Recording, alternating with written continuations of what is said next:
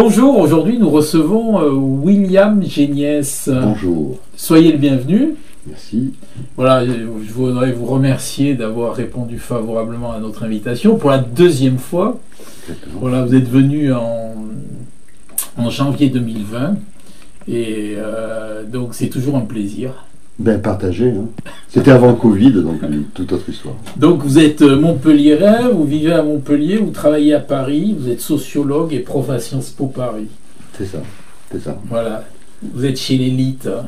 Ben, je travaille dans une université d'élite, oui. Et en plus, c'est assez drôle, je travaille aussi sur les élites. Donc j'ai rejoint quelque part mon objet de recherche en intégrant Sciences Po.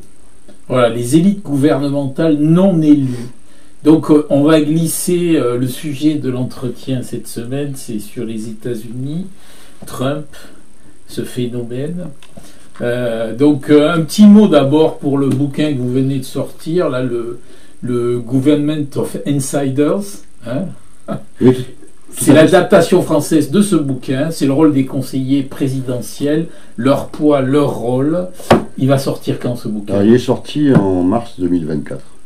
Ah mais il est sorti il y a Oui, longtemps. oui, en John Hopkins Université Press, et c'est le rôle des conseillers, comme vous l'avez dit, le rôle des conseillers de Barack Obama dans la mise en œuvre de sa grande réforme de santé du Obamacare. Donc c'est un bouquin qu'on peut trouver sur Amazon, Ouais. essentiellement. Sur Amazon, paradoxalement, il n'est pas distribué en France. On peut le trouver qu'en ligne, soit en format Kindle, soit en format papier, il faut le commander. Voilà, alors si vous voulez savoir sur ce qui se passe chez nos élites, non élues, hein. Donc William est le spécialiste en France des élites non élues. En France, sur le cas français, En France et aux États-Unis, États-Unis, voilà. C'est mon dada. Donc voilà, donc avant de passer aux questions, je vais vendre un peu ma cam.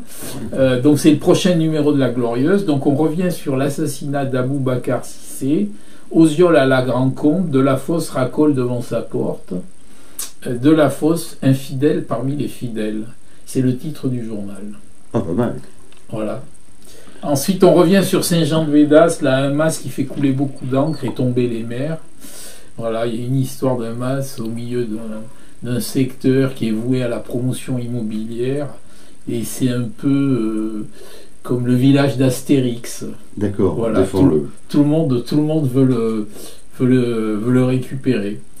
On en a déjà parlé il y a 5 ou 6 ans, hein, avant les dernières élections, et c'est à cause de ce mas qui était tombé l'ancien maire. Et là, apparemment, le maire l'embête aussi.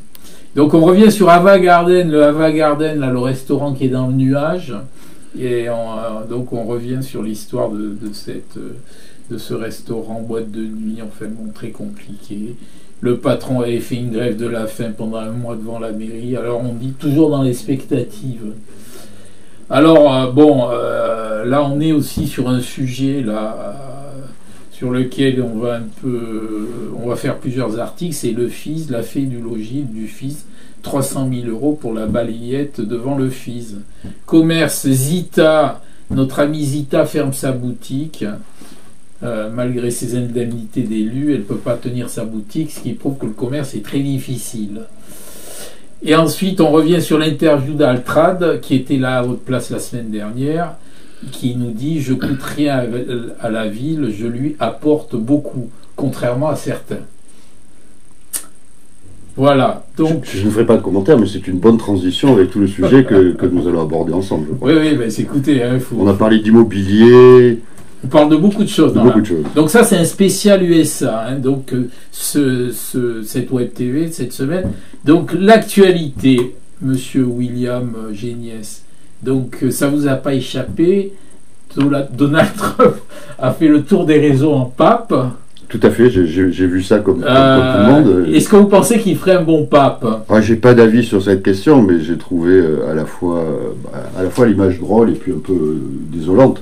Parce que bon, pour respecter les croyants, on va respecter le moment de la transition entre un pape décédé et un nouveau pape qui sera bientôt élu, puisque je crois que le conclave se réunissait aujourd'hui.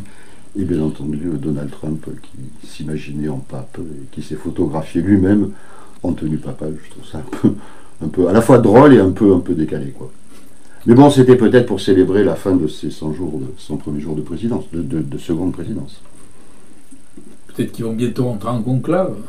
Ou aux États-Unis. Oui. Aux États-Unis, ils font des caucus. C'est autre chose, mais c'est avant l'élection du président. C'est pas des conclaves. Bon, alors que démontrent les 100 premiers jours de Trump sur son nouveau mandat? Cours de Néron ou de Caligula? Cours de Néron ou de Caligula? Bah alors, attendez, alors là, c'est déjà une petite colle sur Néron ou Caligula. Je pense que c'était peut-être au premier mandat de Donald Trump que ça devait être la cour de Néron, puisque son pouvoir était assez partagé, il y avait des cliques, des différentes, on va dire, pas obédience, peut-être je ferais une mauvaise transition, mais différents courants du parti républicain qui n'étaient pas tous forcément loyaux au programme Make America Great Again d'IMAGA de Donald Trump et qui, durant sa première présidence, se sont disputés dans les couloirs du pouvoir. Il y en a eu ce qu'on appelle en sciences politiques beaucoup de guerres de palais, c'est-à-dire des guerres qu'on ne voit pas, mais des guerres entre les élites non élues qui, de temps en temps, pour parler dans le vocabulaire un petit peu, voilà, caviardent les dossiers. Et donc là, avec la deuxième présidence, on a eu, de mon point de vue, un changement de paradigme, un changement de majorité. Quelque part, Donald Trump a nettoyé, je fais encore une métaphore, les écuries d'Augias, il a pris que des fidèles. Et donc, son administration, je veux dire, le haut de son administration, les personnages qu'il a nommés en tant que secrétaire, c'est-à-dire ministre dans ses divers ministères, et puis son entourage proche, à la Maison-Blanche et ailleurs, sont des fidèles. Le plus important, et on y reviendra peut-être, est J.D. Vance, qui incarne, on y reviendra. Donc, oui. Mais, voilà, donc l'idée, c'est que cette deuxième présidence part sur Trump entouré d'un personnel politique qui adhère complètement à son programme de Make America Great Again. Et puis, ce qui a été, de mon point de vue, très frappant, mais ça a commencé, je ne sais pas si vous avez regardé, le premier soir, quand il a été élu, pour son pot de célébration, il est allé dans un stade, parce qu'il y avait une histoire de pluie, mais il a commencé à signer des executive orders, ces décrets présidentiels devant une foule de partisans qui l'acclamaient. Et depuis, il en a publié, je crois, pour les 100 jours, 143. Qui est un record absolu dans l'histoire des présidents américains, puisque le dernier en date qui avait fait un score important, c'était Joe Biden, qui succédait, comme vous le savez, à la première présidence Trump, et qui avait pris beaucoup d'executive orders pour éliminer ceux qu'avait pris Trump durant sa première présidence, qui en avait pris une quarantaine. Et ces executive orders c'est quand même des choses très importantes à la fois. Il y a toute la symbolique et la communication que nous voyons, et qui, contrairement à la première présidence, maintenant, chaque fois qu'il sort un décret, tout le monde est au courant de son décret. Première présidence, c'était quand même, on prenait 1 sur 5 ou 1 sur 10. Et l'avantage de ces décrets, c'est que ça manifeste son pouvoir, ça manifeste son idée d'initier le changement, et surtout, ça n'impacte pas le Congrès. C'est des choses qu'il peut faire sans le Congrès. D'accord. Alors, bon, nous, on voit tous les 2 ou 3 jours là, une espèce d'inculture vaniteuse, une espèce de présidentialisation en mode télé-réalité, un discours d'autosatisfaction, mais hallucinant, quoi. Servilité devant Moscou, il reçoit les présidents et il leur dit you come to kiss my ass. On a l'impression que c'est presque une farce, quoi, ce qui se passe. Alors, à la fois, oui, c'est une farce, ou c'est une façon, quelque part, d'assumer la position et le pouvoir des États-Unis de manière désinhibée. Je trouve que, quelque part, pour un président, il est désinhibé, c'est-à-dire qu'il ne respecte pas les protocoles, ce qui s'est passé avec le président ukrainien quand il est venu. Il s'émancipe et il casse, comme on dit, les codes et les règles à la fois de la bienséance, mais surtout, il assume le fait que les États-Unis sont encore la première puissance mondiale d'un point de vue économique, mais également militaire. Et donc, il fait un petit peu à son bon vouloir, et il met en scène les choses comme il le souhaite, se permet d'humilier certains leaders, se permet de dire qu'il se rapproche avec Moscou, puis après il s'éloigne de Moscou. Il fait un petit peu ce qu'il veut, selon son bon vouloir. Mais quelque part, moi, ce qui m'interroge, et ce sur quoi j'essaie de travailler en ce moment, c'est qu'il me semble que beaucoup de choses, notamment au niveau de la politique interne, même de la politique économique, ont des choses qui ont été préparées. C'est-à-dire qu'il y a une improvisation, on dirait qu'il y a une improvisation tous les jours, une surcommunication, mais il y a, et je trouve que beaucoup de médias et d'interprètes se trompent, on le caractérise, Donald Trump, comme ce qu'on appelle le leadership transactionnel. C'est quelqu'un qui vient du business, on a parlé d'immobilier, Vous avez peut-être vu The Apprentice qui raconte bien comment il a été formé. C'est quelqu'un qui transige et qui fait des coups et des échanges. Mais moi, je pense que derrière ça, il y a une dimension plus, c'est pas inquiétante, mais qui interroge et qu'on voit pas, c'est que c'est aussi un leader qui veut transformer les choses, ce qu'on appelle un leadership transformationnel. Et son idée, c'est de transformer la démocratie américaine autour de son programme. D'accord. Alors, il veut supprimer l'État profond. L'État profond en France, ce serait à peu près le millefeuille administratif. Mais pourquoi vouloir s'en débarrasser?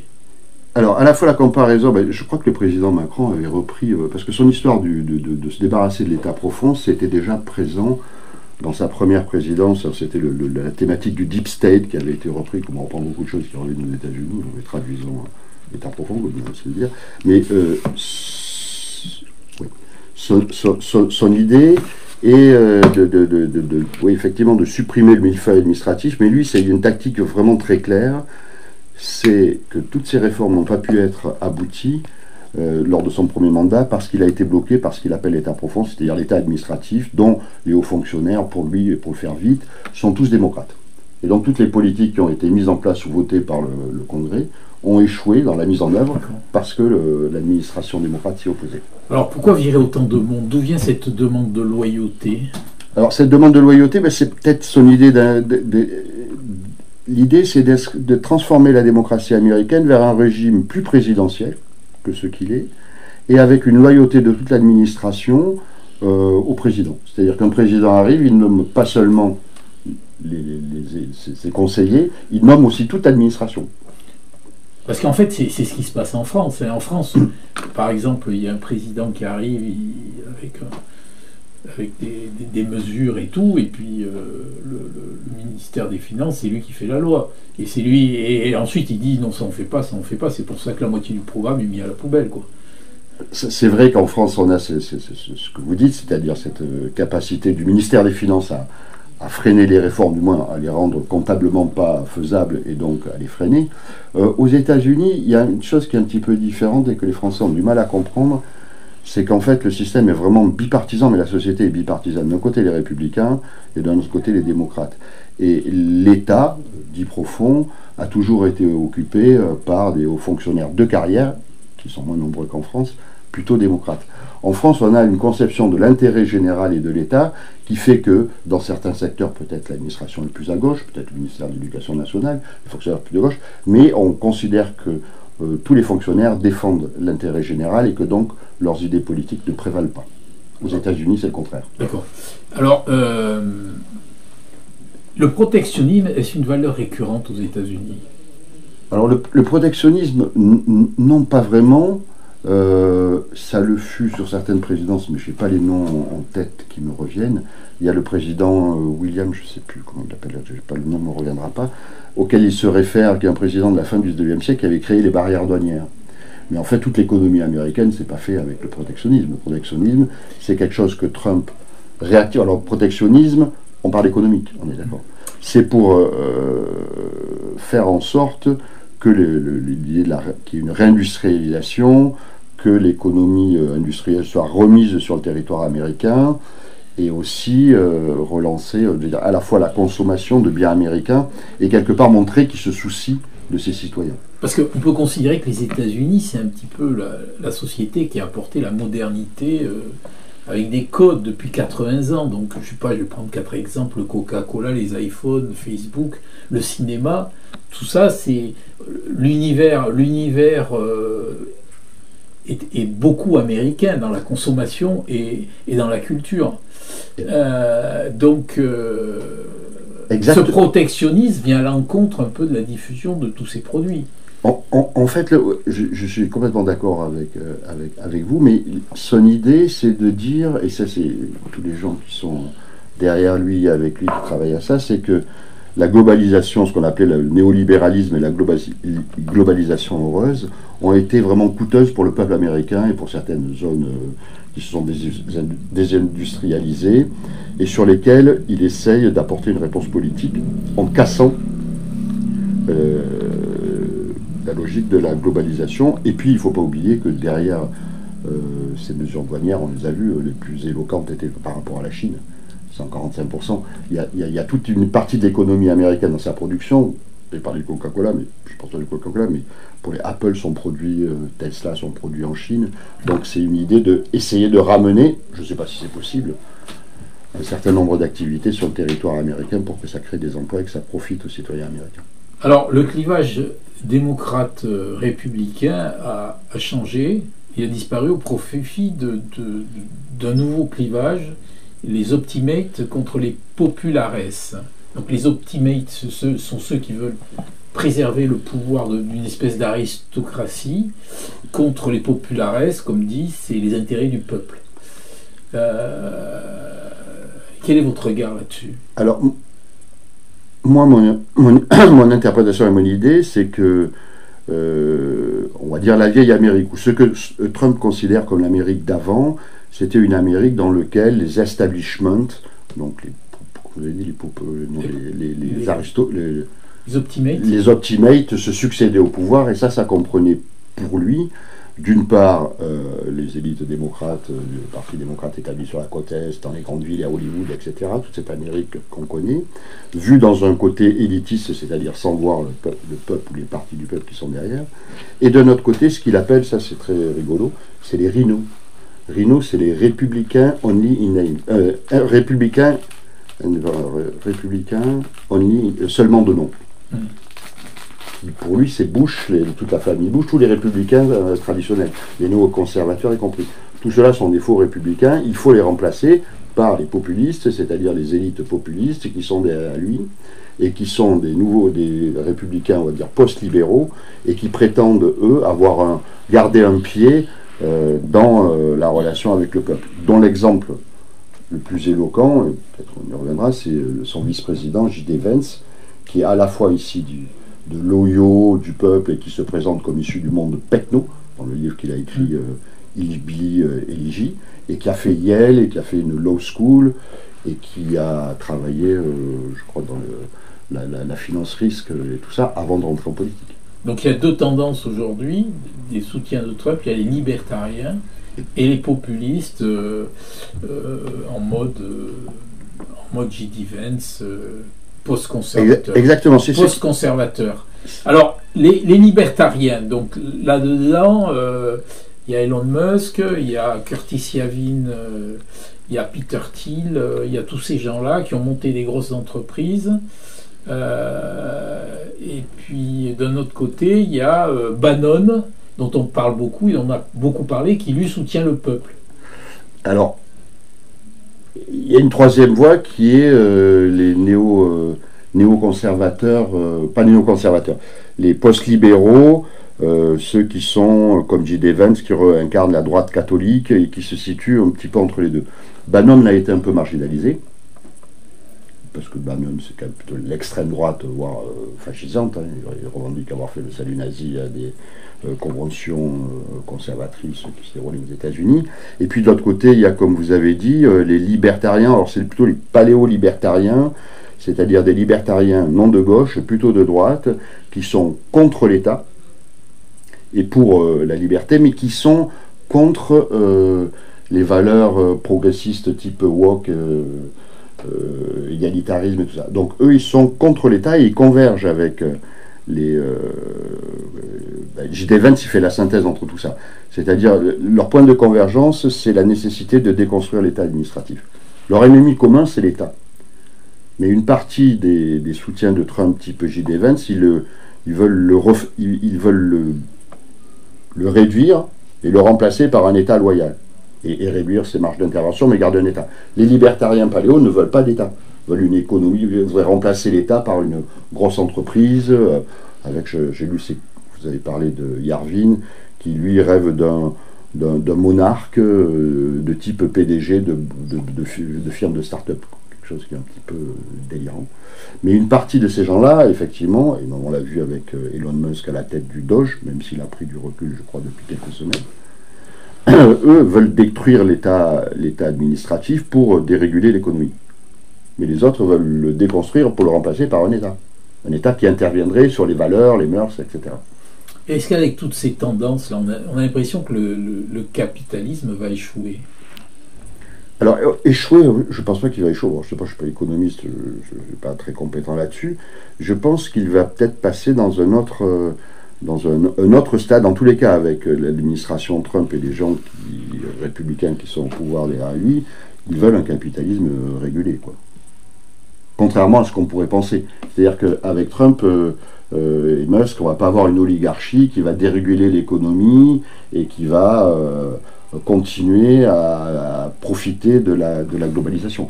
Il y a tout un discours qui est assez édifiant, qu'on retrouverait ici, par exemple, à l'extrême gauche, du point de vue de la haine du néolibéralisme. Chez les élites populistes qui soutiennent Donald Trump aujourd'hui au pouvoir. Et avec le protectionnisme, on risque pas d'avoir la consommation qui s'effondre? Alors là, il peut y avoir effectivement, c'est un pari qui a une base électorale derrière, mais je ne sais pas si l'économie ou comment. Pour l'instant, je crois qu'il y a eu une mise en retrait de certaines applications de droits de douane. Alors peut-être que c'était pour faire un deal. Est-ce qu'il va aller au bout? Est-ce qu'il va revenir? Ça, pour l'instant, je ne sais pas. En tous les cas, l'économie, pour l'instant, fonctionne plutôt encore assez bien. L'échéance, c'est l'élection dans un an, limite terme. Si l'économie régresse et que sa base électorale du moins ressent la crise, puisque généralement la crise on la ressent plutôt dans les classes populaires, ça peut avoir des conséquences sur les élections de mi-mandat du Congrès. Ça ne va pas favoriser la décroissance, cette baisse de la consommation? Décroissance aux États-Unis, peut-être, mais je sais pas vraiment comment ça va évoluer sur le côté économique. Alors vous dites que J.D. Vance, il fait un peu la synthèse de tous ces mouvements qui ont soutenu Trump. De quelle façon? Il fait la synthèse parce que il incarne pleinement. Alors c'est assez drôle parce que c'est quelqu'un qui est, comme vous l'avez dit, proche de Peter Thiel, le fondateur de PayPal, qui fait partie de ces libertariens, paléo-libertariens. Donc il a été influencé, il l'a connu quand il était à Yale en master de droit. Il a travaillé avec lui au début de sa carrière de capital investisseur.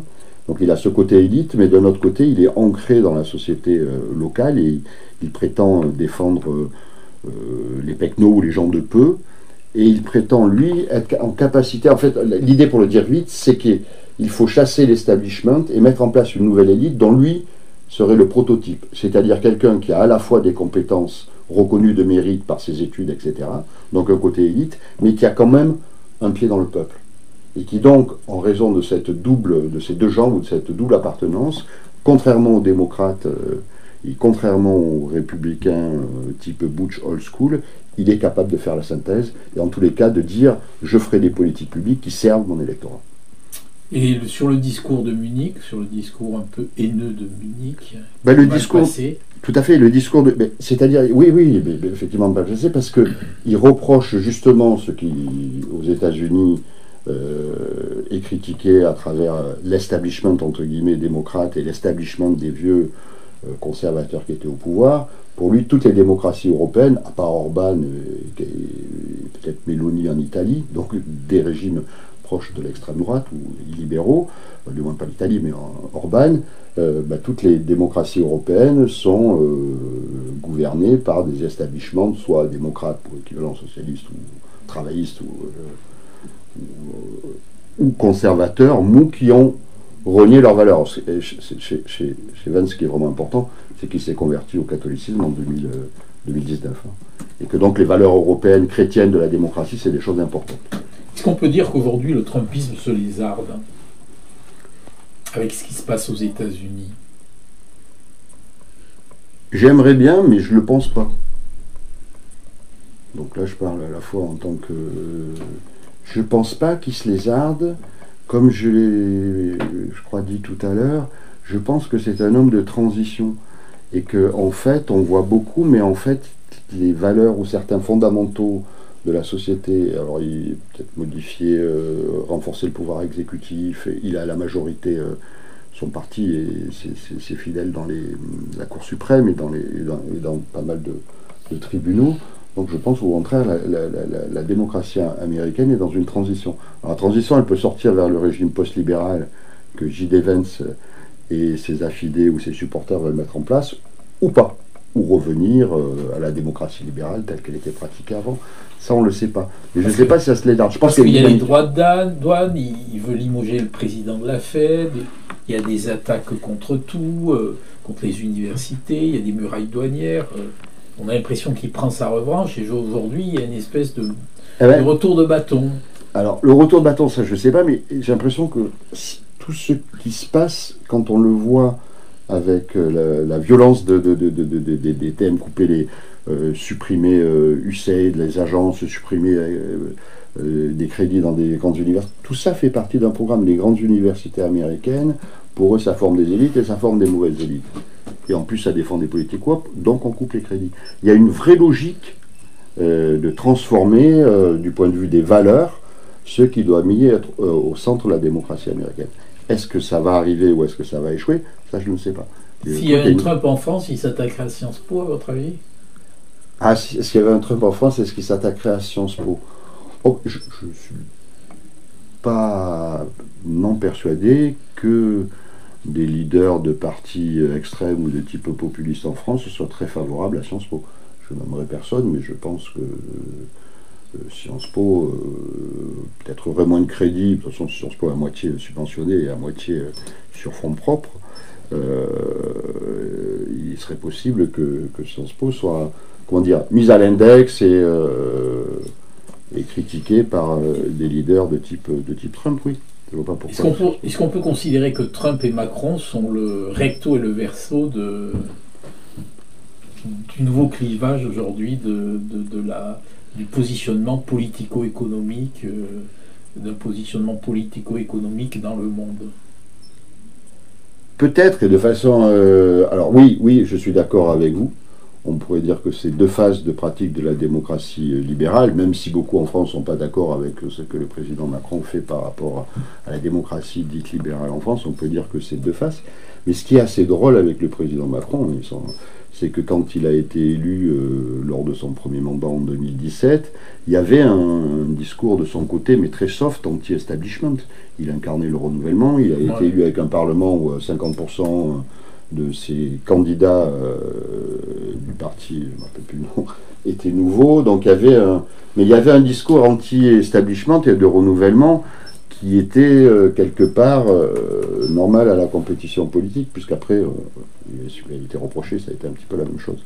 Alors qu'avec Trump, Vance et les élites populistes républicaines, c'est vraiment un changement de paradigme de société. Alors, le Rassemblement national, là, en mutant d'antisystème, puis maintenant en devenant un parti de gouvernement d'opposition, est-ce qu'il s'est fondu dans le système? Est-ce qu'il est proche un peu de Trump et de quelle tendance trumpienne aujourd'hui? Si je devais comparer avec les tendances trumpiennes d'un point de vue idéologique, c'est plutôt M. Zemmour ou Marion Maréchal qui incarnerait les valeurs, en tous les cas culturelles, qui sont défendues par la droite réactionnaire trumpiste. Marine Le Pen et le RN, c'est un peu plus compliqué. La comparaison est difficile parce que ce n'est pas les mêmes trajectoires de l'un et de l'autre. De là à comparer M. Jordan Bardella avec J.D. Vance, ça me paraît un peu compliqué. Il me semble que J.D. Vance a vraiment un programme. Et puis je pense qu'autour de... C'est ce qui m'a interrogé quand je me suis mis à approfondir le sujet, c'est qu'il y a des penseurs et que ça a été pensé. À titre d'exemple, pendant le mandat Biden, les think tanks républicains, il y en a 5 ou 5, je sais pas, il y a un certain nombre établis, 75 ont été créés pour réfléchir à la nouvelle administration et à la politique de la nouvelle administration. 75 think tanks ont été créés pour penser comment on allait changer la société.